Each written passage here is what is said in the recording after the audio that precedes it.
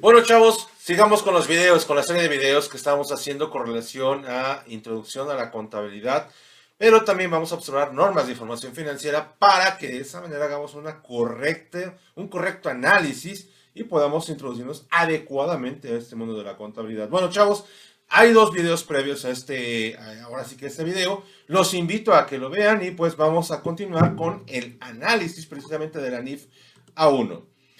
Ahora vamos a ver las necesidades de los usuarios objetivos de los estados financieros. Fíjense que nosotros estamos haciendo contabilidad, ¿para qué? Pues para que podamos analizar el comportamiento económico financiero de la entidad, su estabilidad y vulnerabilidad, así como su efectividad y eficiencia en el cumplimiento de sus objetivos.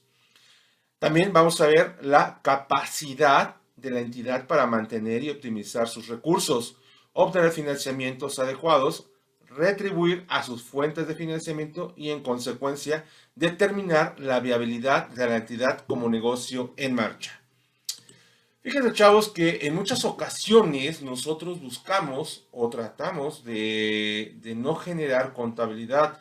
Y lo digo básicamente porque en muchas ocasiones generamos o buscamos estar en regímenes pequeños, como es en este caso el RIF, régimen de cooperación fiscal, en el cual no nos obliga a llevar contabilidad. O cuando llevamos a lo mejor a alguna persona física con una cantidad pequeña de transacciones o no tan pequeña, pero que la propia ley nos permite no llevar contabilidad, lo hacemos. Sin embargo, no estamos haciendo una correcta función como asesores financieros. Y les voy a explicar por qué, chavos. Al final de cuentas, lo que no se mide, no se controla. Lo que no se mide, no se mejora. Y si nosotros queremos verdaderamente ayudar, en este caso, a las personas que confían en nosotros como asesores, pues tendríamos que llevar contabilidad. ¿Para qué? Para que de esta manera podamos medir precisamente lo que estamos diciendo en la diapositiva anterior. Entonces, tenemos que tener esa necesidad de hacer los registros adecuados para poder hacer o ayudar, en este caso, a las personas que confíen en nosotros para poder llevar sus contabilidades. ¿De acuerdo? Ahora bien, continuemos con los estados financieros básicos que responden a las necesidades comunes de los usuarios generales son el estado de situación financiera, también llamado estado de posición financiera o balance general. Esta parte es bien importante, chavos, que lo tengamos bien entendido. Dentro de las necesidades de los usuarios, básicamente necesitan los 4 estados financieros básicos que estamos viendo en esta diapositiva para que puedan tomar una correcta decisión. ¿De acuerdo? También el otro es el estado de resultados integral, presentado en uno o en dos estados, según lo establece la NIF particular relativa al tema. Para entidades lucrativas o en su caso, el estado de actividades para entidades con propósitos no lucrativos. Chavos, aquí hay una cosa bien importante. Las entidades financieras se dividen en entidades financieras lucrativas y no lucrativas. Entonces, ahí, dependiendo del tipo de entidad, pues son los estados financieros que las normas nos obligan a emitir, ¿vale? Entonces, aquí es lo que está diciendo. Cuando la entidad es lucrativa, en este caso estamos hablando de un estado de resultados integral. Y cuando la entidad es no lucrativa, entonces estamos hablando de un estado de actividades. Un ejemplo de una entidad no lucrativa, pues muy sencillo, a lo mejor podrían ser las escuelas, podrían ser las iglesias, podrían ser los sindicatos, que bueno, supuestamente no son lucrativos, pero realmente sí lo son, pero bueno, en estados o en este caso en normas de información financiera tenemos que identificar que son distintos, en este caso, los estados con los cuales presentamos los resultados o las actividades del negocio. También existe el estado de cambios en el capital contable en el caso de entidades lucrativas. Este estado financiero es obligatorio para entidades lucrativas, pero para entidades no lucrativas, pues no llevamos en este caso un estado de cambios en el capital contable. ¿Por qué? Porque ni siquiera tenemos un capital contable, tenemos un patrimonio y en muchas ocasiones ese patrimonio pues supuestamente está precisamente aportado para circunstancias benéficas y no para generar utilidades. Es por esa circunstancia que el estado de cambios en el capital contable es obligatorio, sí, pero únicamente para las entidades lucrativas. Y por último, el estado de flujos de efectivo, o en su caso, el estado de cambios en situación financiera. Cada entidad debe emitir uno de los dos estados atendiendo a lo establecido en las NIF particulares. Chavos, estos 4 estados financieros realmente nos dan a conocer cuál es el estado que guarda, en este caso, nuestra entidad económica. Realmente todo mundo conoce normalmente lo que es el balance general o estado de posición financiera o lo que es el estado de resultados, y muchas ocasiones ni siquiera presentamos el estado de cambios en el capital contable o en este caso el estado de flujo de efectivos. Y realmente es muy importante presentarlos, y son los 4 estados financieros básicos que las normas de información financiera nos obligan a llevar. Chavos, les recomiendo que se suscriban para que de esta manera no se pierdan los videos cuando subamos los relacionados a estos temas. Es más, ya tenemos unos con relación al balance general y con relación al estado de resultados, los cuales pueden ya ver en el canal, y aquí se los dejo para que los puedan analizar. Por otro lado, también tenemos que ver las características cualitativas primarias de los estados financieros. Chavos, nosotros cuando vemos lo que son las necesidades de los usuarios, que ya vimos que en este caso es medir cuál es, en este caso, la evolución o cómo se está comportando, en este caso, la entidad, bueno, y cómo la medimos o cómo presentamos la información, bueno, en base a los estados financieros, estos estados financieros tienen que tener características cualitativas, ¿de acuerdo? Y estas características se dividen en características primarias y características secundarias. Las características primarias son la confiabilidad, la relevancia, la comprensibilidad y la comparabilidad. Y las características secundarias relacionadas a estas primarias son la veracidad, la representatividad, la objetividad, la verificabilidad y la información suficiente. Y con relación a la relevancia, la posibilidad de predicción y confirmación, así como la importancia relativa. Chavos, vamos a detenernos un poquito aquí en la explicación y vamos a ir identificando cómo es que nosotros podemos decir que nuestros estados financieros cumplen con estas características. Fíjense que en muchas ocasiones cuando nosotros no registramos adecuadamente, siguiendo normas de información financiera específicas, que como ya vimos en anteriores videos, nos da un marco de conceptualización para poder hacer el análisis de las normas particulares y de esta manera los registros adecuados, pues no vamos a poder cumplir con esas características, ¿de acuerdo? Entonces, vamos a hablar de la primera, que es la confiabilidad. Ustedes imagínense que tenemos estados financieros que son poco confiables, es decir, no son veraces, no son verificables, no cumplen con los requisitos primarios y secundarios, pues simple y sencillamente podemos tomar malas decisiones. ¿Y cuándo no pueden ser veraces? Bueno, pues cuando no registramos bajo normas de información financiera. Y les voy a poner un ejemplo de una norma particular que realmente es un poco complicada de entender, que es la norma particular en este caso, que es el D3. Y esto es el reconocimiento de, en este caso, de los pasivos laborales. Ustedes dicen, ah, caray, espérate, si es contabilidad 1, ¿cómo me hablas ya de eso, Martín? Bueno, espérenme tantito y les voy a explicar por qué.